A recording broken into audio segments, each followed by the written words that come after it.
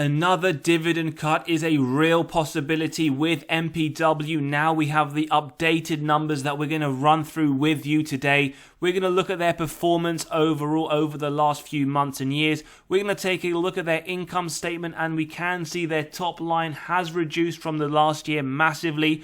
We'll also talk about their net loss. We're going to have a quick look at their updated balance sheet, a quick health check, which will in turn tie into that dividend safety. We're going to see how they're performing and whether or not it is the REITs in general that are performing poorly or it's MPW and it's in isolation. We'll talk about institutional ownership, look at some buying and some selling, as well as the more recent quarter where we do see the institutions selling a lot of shares. And we'll also discuss a little bit on insider buying, insider selling. The main point now we want to draw your attention to is the very unsafe dividend safety score, and we're going to break down with our financial metrics, understanding why we see this to be a very, very strong possibility. And as always, based on these updated numbers, we're going to run them through again, our intrinsic value calculator, to get to the acceptable buy price given our investor margin of safety, and see whether or not Wall Street are forecasting any upside for this company over the next 12 months. Now, firstly, we're going to take a look at the historical performance, and as we can see, it is currently trading at around $4.28. It is down around 59% over the last 12 months, but again, if you include those dividends reinvested, it would be a slightly better performance.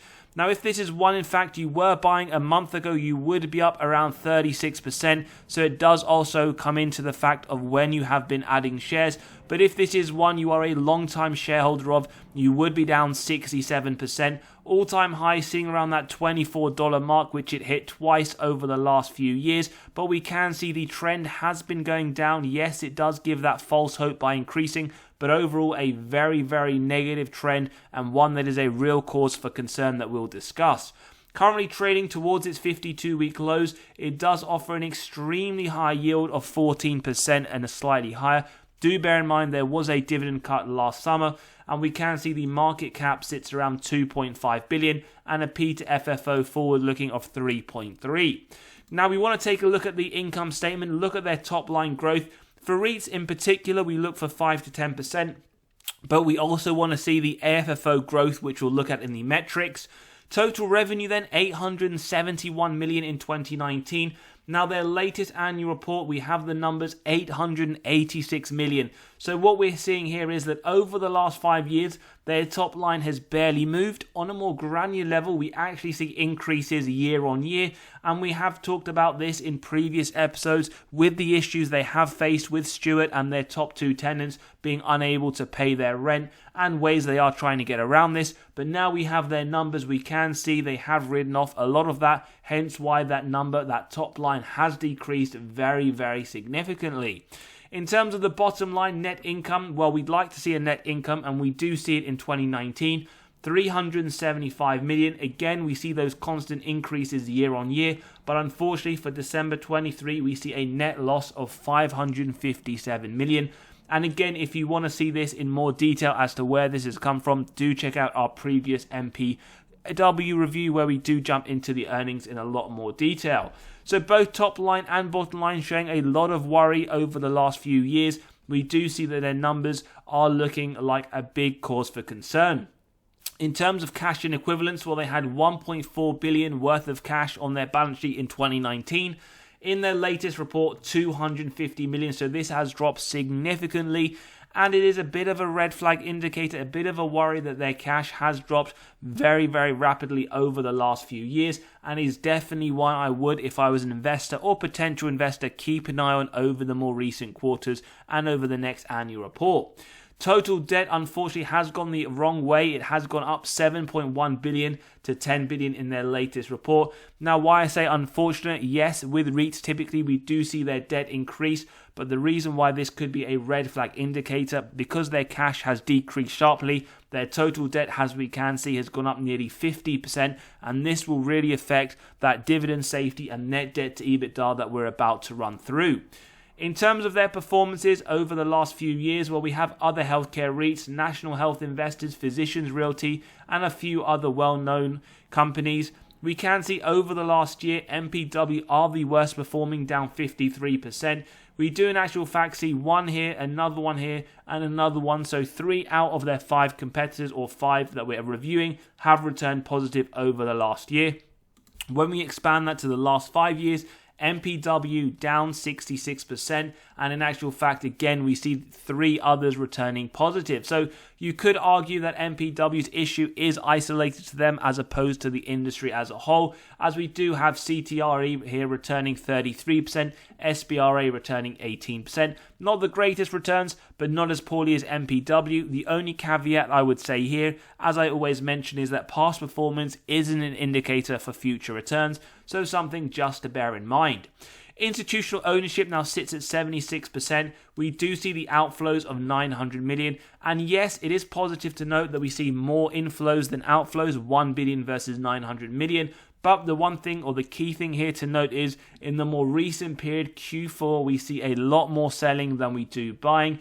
So it could be that institutions maybe are starting to turn sour on MPW. But overall, if we are looking at the month, or in fact the year 2023 as a whole, as we can see, a little bit more buying than selling. Again, please do your own due diligence and never copy what the institutions do. Running MPW through the insider buying and selling screener, buys and sells at least 100 shares. Now, we've gone over the last year. As you can see, there's been no movement in terms of the insider buying and selling.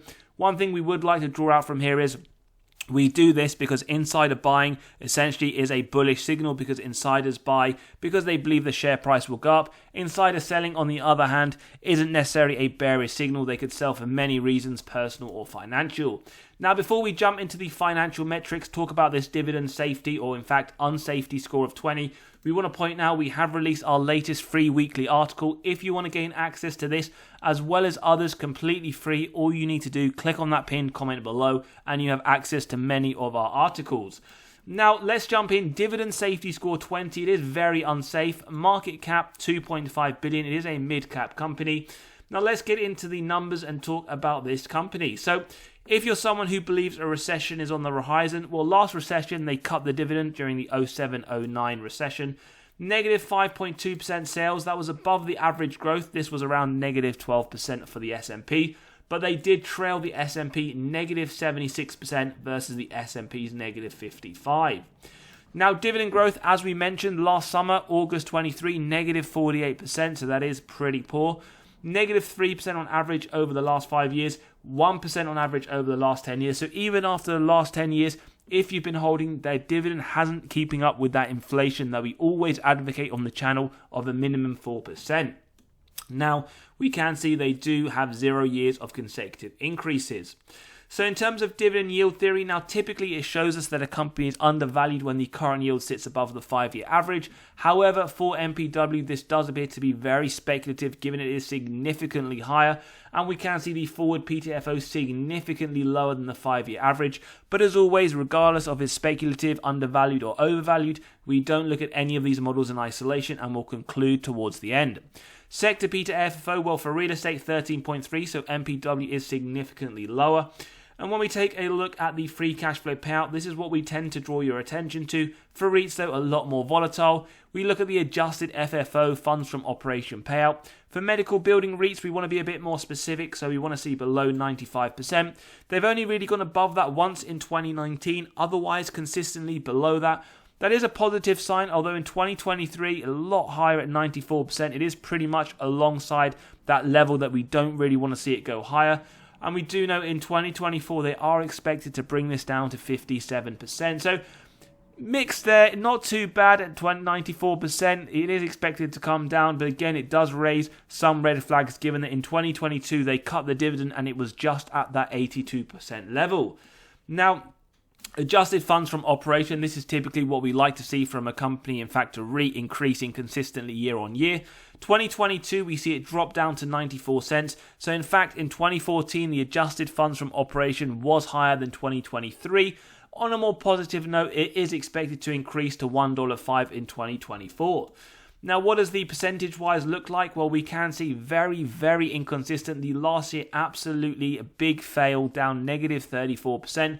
although the last 3 years before that were fairly decent. And then you look at the last 3 years, again, what the point here is to pull out the theme where it does look very inconsistent, and 2024 expected negative 12%. So a lot of different factors to consider. When we look at the sales growth up to 2021, looking very positive for REITs, steady moderate growth of 5 to 10%.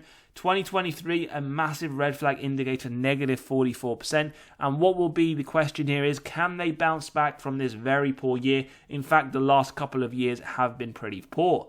So numerically speaking, we see it go up pretty strongly from 315 million in 2014 to 1.58 billion in 2022.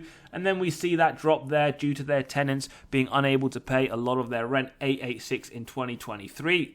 Shares outstanding, now this is typical for REITs, they dilute your position over the longer term, hence why the increase from 171 to 599. Not the best, not the worst, given if you do take a look at REITs, some dilute your position at a much faster rate, and realistically for REITs, you want to see an AFFO that is increasing year on year. If that is increasing to a very strong degree, then the share dilutions isn't as bad as it may look like. ROIC for REITs, we want to see 3 to 5%. For other companies, 10% or more. So up to 2022, again, pretty solid, around that 3 to 5%, if not better in some years, as we can see here. 2023, a fat drop down to 1%. So again, another red flag indicator, just something to be wary of. And again, we can see that operating margin, whilst it was in the mid-60s or high 60s, it dropped in 2023. So always understand there are reasons why companies do fall in share price. It isn't because of just you got lucky so that you can enter in at a very cheap price. There are always reasons. So do be aware. It doesn't necessarily mean you shouldn't add to them, but it is something to consider. Now, one of the main reasons why we see a dividend cut inbound in 2024 is due to the net debt to EBITDA, earnings before interest, tax, depreciation, amortization. And what this shows us here is two things, the balance sheet strength as well as the dividend safety. Now, for medical building REITs, when we're specific, we want it to be below 6. We can see up to 2022, it really wasn't even below 6 that we like to see. Remember, these are the number of years it would take the company to pay off all of their debt net of cash on hand.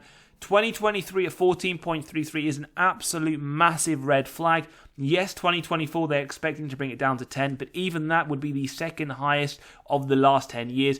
So it does look very, very certain that a dividend cut is coming. They are unable to continue paying that very high yield, especially given how high that revenue was before dropping down. It dropped nearly 30 to 40%, as well as when we did take a look at some of the other metrics, including the operating margin above, it did drop down to 11%. So a lot of things here to consider, and the main thing that we want to understand is, with all this information, what does evaluation look like? If you're someone that's watching this and you still want to enter, let's get down to the intrinsic value.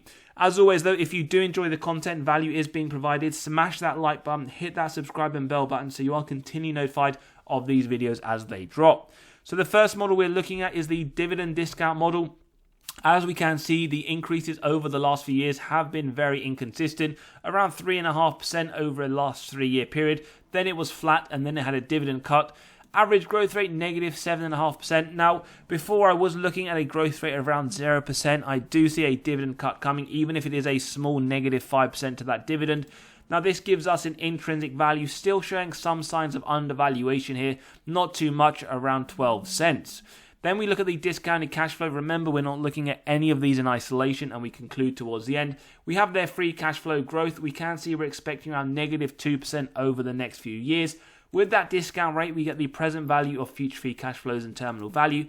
Add together with the cash, subtract total debt, get to the equity value, divide by shares outstanding. So we have another sign of undervaluation. So you could be sitting here thinking, well, if a dividend cut is here and we are seeing signs of undervaluation, what does this mean?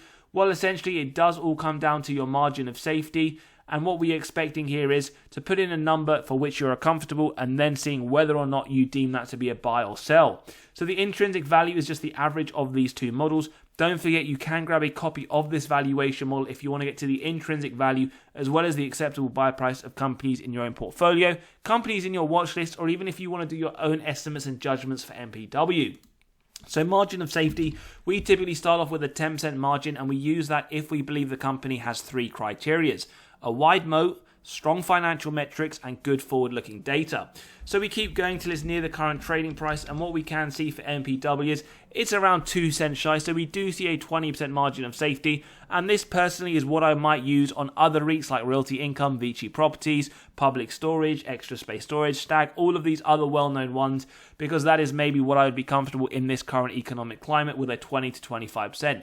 On a company like Medical Properties Trust, this is something that I would look at a much larger margin of safety, but given the company itself, given the downtrend it is in, the negative metrics that we're seeing, the 1% ROIC, we have the operating margin dropping significantly down to 11%, the net debt to EBITDA that looks to be completely out of control, and the incredible high yield that does not look sustainable even after that dividend cut last summer. This is one that I would be avoiding, even if we were to see it at a 50% margin of safety, trading around 265, which is lower than the 52-week low.